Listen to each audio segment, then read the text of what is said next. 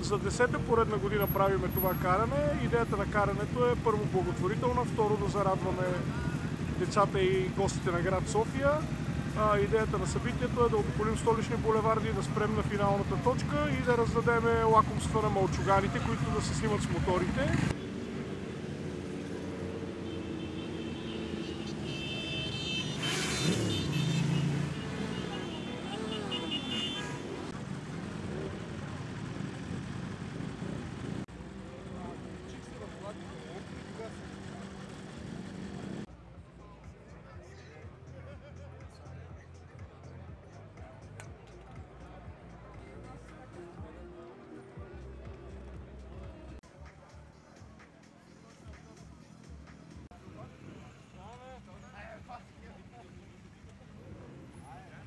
Кампания благотворителна да дарим усмивка, която утре ще посетим дома за деца в град Роман, който се посещаваме 3 или 4 пъти годишно, където ще занесем необходими продукти, провизии и лакомства за децата, както и нужни ученически пособия.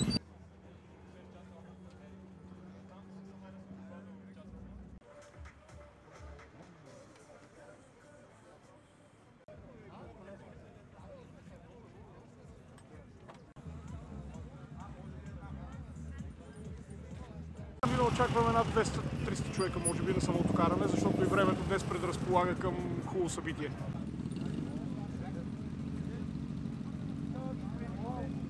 For more such videos, subscribe to the NewsX YouTube channel, hit the bell icon.